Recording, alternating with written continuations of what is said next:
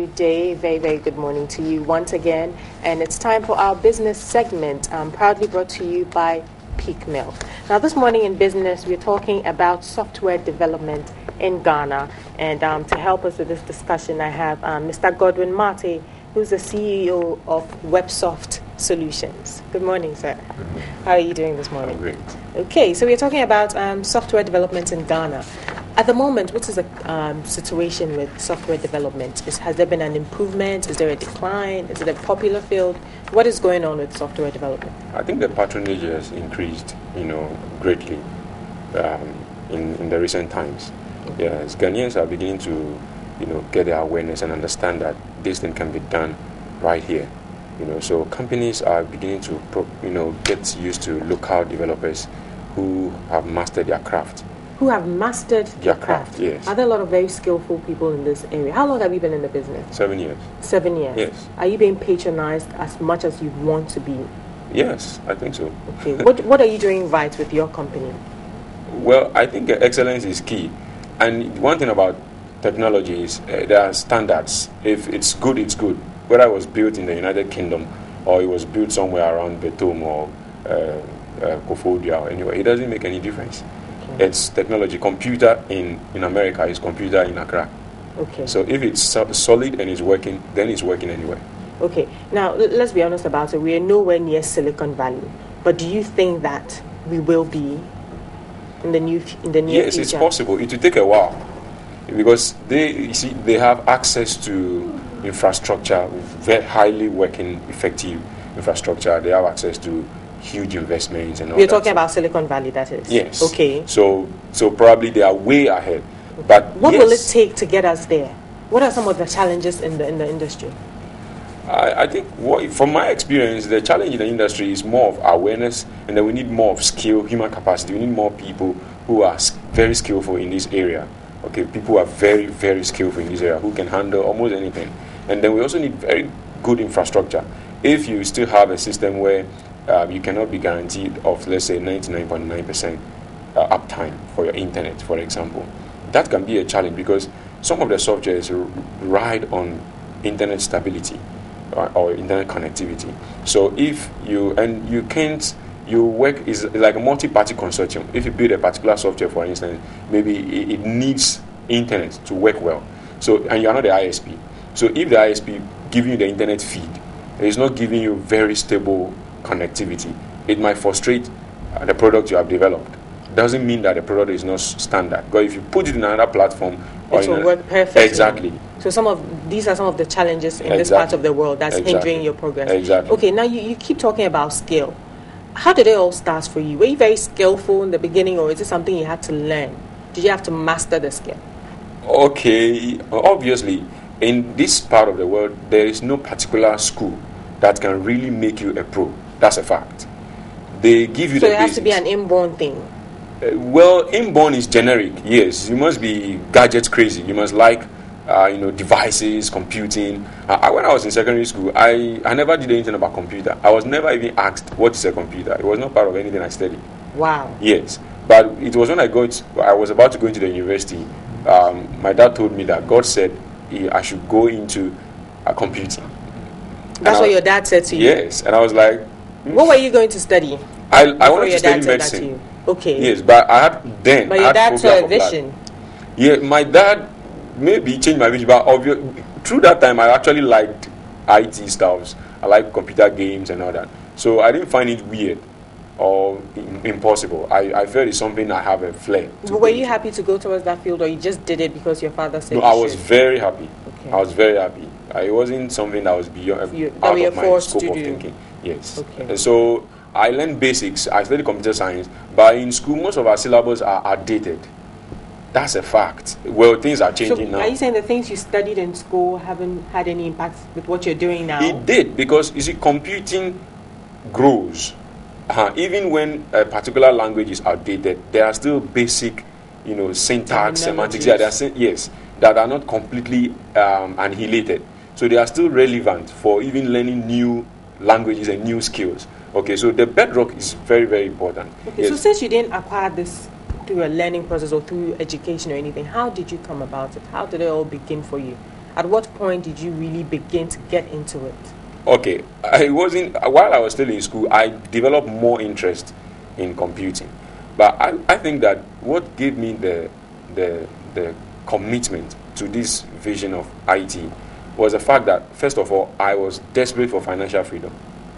So because I wasn't born rich. Okay, so that means it's a commercial avenue. It's a very lucrative venture. Every venture that is well done is lucrative, whether it is law or medicine or computing, whatever it is. But this is where you saw as being lucrative for you. Yes, and it was one of the easiest business to start. Because if I want to start, if I'm a doctor and maybe I want to start a hospital, I probably need huge capital to set a hospital with all these gadgets, microscope and all that. But for computing, one laptop, you're on your way. So you saw that avenue, you saw and you decided this is where I can. I think so. I saw wisdom there. Yes. Okay. And while I was in school, one of the advantage I also had is that during my end of semesters, I don't stay at home. I go to companies to learn to work for free. So, and it was a software development company. So I used that to also learn how things are done in the industry, because what you learn in school and how the ball game in the industry are not exactly the same. You know, they have similarities, but they don't really match. They don't really tally. So you started off with just your laptop? Yeah, it was actually a borrowed desktop in Kofodia. It wasn't even mine. I borrowed it from a friend. And I remember at a point I had a problem with the machine. The hard disk crashed, and I needed before the denomination, I needed 35,000. Is it 350,000 Ghana cedis, which is 35 Ghana cedis now. Okay, yes, that would be 350,000. Yes, to fix the hard disk, and I couldn't get it, so I was arrested. Okay. And I was taken to the station, and I was put behind counterback.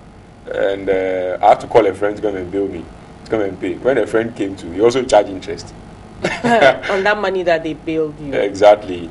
But it didn't kill So with that first desktop that you obtained, what did you do with it? What was okay, the first it was in thing my you uncle's developed? bedroom. Okay. So you see, another advantage of computing is that, especially software development, web development, and all the rest, most of the things you need are resources in your mind. They are things you've learned. They are in you.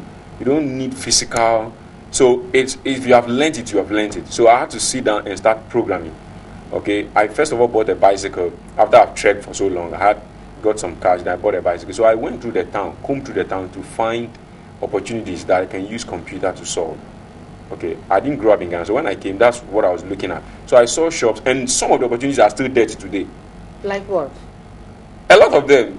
Most of the example. SMEs there. Like there's a new software we have developed now. So you're really being patronized by the SMEs, aren't you? Yes. Actually, first thing is that affordability. They can afford internationally certified or developed softwares. They are very expensive, and you don't have that close support because the developers are not immediately close to you. You get it. Approach and all exactly. That. And when you need, it's not tailored to the African challenge. Our system here has its own ball game. Right. So the best thing is to get in-house people in the country who have lived in it, who understands how it works. We just Scavenger. Have quality. Of course, quality. Of course. You can do without the quality. Right. You know, but if you have a quality, let's say qualified Indian, for instance, who is in Ghana, who is building a software for a local company, and you have a qualified Ghanaian who have stayed in the system, understands how the system works, I think he will be able to do a better job. I see. Yes, because he communicates, he understands the terrain better. So he doesn't have to come and do feasibility studies and do research. He is the research. He grew up in it. Okay, so we've established that most of your clientele are the SMEs. How affordable are you? It's relative. At these days, we do because beyond SMEs. You mentioned that they like to patronize banks. you because you're a bit more affordable than maybe the international ones, and the proximity and all of that all come into play. So can you give us an idea how exactly affordable you are? And are you being patronized by the big companies as well? Yes, insurance companies, banks and all that patronize us for several solutions. We don't just do software development, we do a lot of other things. In fact, we do motion graphics adverts, we do network and system support, we do multimedia, we do social media and marketing, we do a lot of other things. So there is market, yes. Okay. So these are basically some of the services that your company, WebSoft, yes. WebSoft, you give out. Yes. So what about the big companies? Do you find that they're a bit reluctant to accept your product, or do they see you as being just as equally qualified as your international counterpart? Let me be honest with you here. See, the big companies like the banks and other corporate huge corporate institutions, they are not sentimental. They go for what they want. So if you are from Accra or from Begro or from Abidjan or from Lagos, and you have the capacity and the resources to deliver the standard they want to make them win the competition they are in, they will go for you. Okay, now that's their first point of call. Before they start looking at pricing and several other things, they look at functionality and efficiency. So the competition the edge you now have is pricing. So if there's a foreign company who has a great software that will solve their problem, and you are in-house in Ghana, and you have built that same kind of software, or even with better features that is even more tailored to their challenge, and it's less expensive, they'll buy it. Right. Okay, now you are a very young, successful entrepreneur, doing fantastically well in your field. What would you say would be the factor that has really propelled you to where you are now? If I'll tell you the truth, I'm a tongue-talking, faith-filled, Holy Ghost, crazy Christian. So you owe it all to God? Yes, faith. I think that with all the challenges in the system currently... but there are a lot of people, I mean, I'm sure Ghanaians are, when we talk about Christianity, we are up there. So there are a lot of people that believe in God and all of that. No, it's but not they true. may not be as successful as you are. So there must be something else that you're doing well. First of all, let me correct the impression that there are a lot of very committed Christians. I don't think that's true. We have more people who are religious. For instance, this is a typical morning. Before you step out, you could have probably prayed, not because you're in a hurry to go to work, and listen to the Spirit of God to tell you what to do in your day. Because no matter what is happening in the economy, no system designed by man has the ability to dominate a Christian who walks by faith. No matter what dollar says, no matter who is the president. So if you really walk by the Spirit, in fact, it helps you become more committed even at your workplace. Because the Spirit, that same Spirit, will make you diligent. It will tell you don't go to work late. I'm not talking about being religious, going to church and clapping and giving offering. I'm talking about one-on-one relationship with the Master of the universe. Yes, he will fine-tune every area of your life. He will tighten all the loopholes. And beside that, there are a lot of other factors, like having the right association, which is also connected back to your spirit. Having the right association. I have very few friends who are forward-thinking people. I don't see them argue with people on irrelevant So you're basically topics. a very focused man, focused on your business, and then you're very, okay. It helps. But I'm sure that along the way or the journey, there have been a few bumps, a few obstacles. What are some of the challenges that you have encountered along the way? The obstacles are still there. They're still there. every day you encounter them. Obstacles don't change. They only grow. They rebrand. For instance, if I needed 100 Ghana cedi, 2008, when I needed to print a few call cards and some flyers. Today, I could still have an obstacle, still called financial inflow. It's just that the figures would have changed. But so the obstacles are constant. They need to be there. That helps you grow and become better. Okay. What sets you apart from other software development companies around? I think that what we are doing well, that I have compared with our competitors, is that we give closer support to our customers. For instance, we have a live chat on our website that anytime you are stranded with anything, if you are calling lines and you're not going through, you can easily go online and have a live chat, and it's working. So I think that our support is very great, and we get a lot of referrals too. A client A will just tell client B, oh, these people are great. So you must be doing something right then to be getting the referrals. You're doing a good job, that's what I'm saying. Yes, we are not yet very there. We are still getting better. See, as a young entrepreneur, you are confronted with all kinds of beasts, all kinds of factors. So you keep fine-tuning, you keep getting better. We are not even yet where we want to be. You see, but at least I think we are improving. I think it's getting better. Where do you hope to take the company, Webstock Solutions, in the next few years? Where would you like to see yourself? With our latest product that allows you to even monitor your shop. Let's say you have a perfume shop, you work at TV3, and you have a boutique or a pharmacy store or a warehouse or a perfume shop. The challenge is monitoring. You don't want to, you want to be able to have another income stream, but you are not You can't leave your 9 to 5 work To and go sit and down there. monitor that. And it's not convenient always calling the cashier who might not, whose learning curve may be lower, who may not be as astute as you, because you may want to get somebody who can afford to pay, and it doesn't need too much skill to use the system. So you have to always call. That is saying, what's today's sales? No, you don't need to do that again. What's going on? With the new product we've done, you can monitor your shop real time. You see, so you can know daily sales, daily profits, monthly sales, everything right on your tablet, on your phone. Exactly. So as sales are going, talking images, or we're talking? No. If somebody comes to buy this cap from your shop, you are not there. The shop is at, let's say, Nima, right? And you are sitting here. You just finished program. You are relaxing. If somebody just bought this cap at your shop and the sales are made, transactions are made, you can check. It will show on your phone. You have an admin panel that will show you all the transactions that are going on at your shop.